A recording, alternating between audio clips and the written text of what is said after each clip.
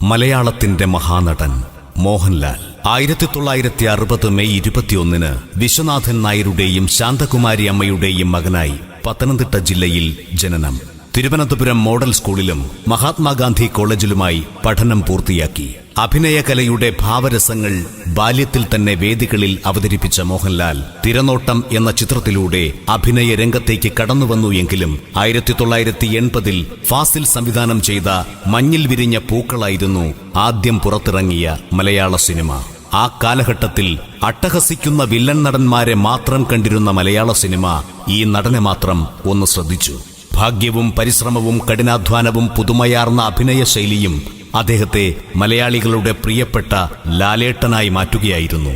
Cinema എന്ന പേരിനോളം തലപ്പൊക്കമുണ്ട് മോഹൻലാൽ എന്ന പേരിനും.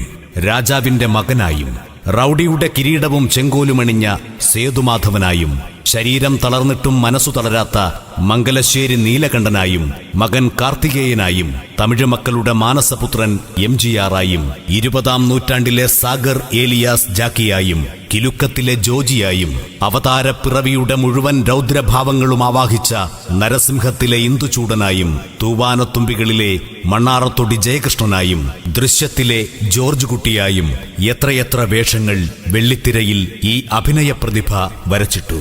4 പതിറ്റാണ്ടിലേറെയായി മലയാളത്തിന്റെ അഭ്രപാളിയിൽ ഈ താരരാജാവിന് പകരക്കാരില്ല തന്നെ. അഭിനയിച്ച ഓരോ കഥാപാത്രങ്ങളും നമുക്ക് ചുറ്റും ജീവിക്കുന്നവരോ ജീവിച്ചവരോ ആയതുകൊണ്ടാകാം ഈ നടന വിസ്മയത്തെ മലയാളികൾ ഹൃദയത്തോട് ചേർത്തുവച്ചത്.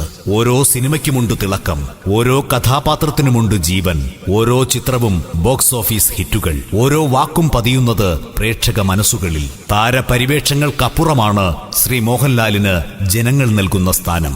400-ലധികം സിനിമകളിൽ അഭിനയിച്ച ലാലേട്ടന് 2001 പത്മശ്രീ പുരസ്കാരവും 2009 പത്മഭൂഷണും നൽകി രാജ്യം ആദരിച്ചു. 2 തവണ മികച്ച നടനുള്ളതുൾപ്പെടെ 5 ദേശീയ പുരസ്കാരങ്ങൾ, 6 തവണ മികച്ച നടനുള്ള കേരള സംസ്ഥാന ചലച്ചിത്ര പുരസ്കാരം, 9 തവണ ഫിലിം ഫെയർ പുരസ്കാരം. 2009 രാജ്യം ലഫ്റ്റനന്റ് കേണൽ പദവി നൽകി ഈ വലിയ കലാകാരനെ ആദരിച്ചു.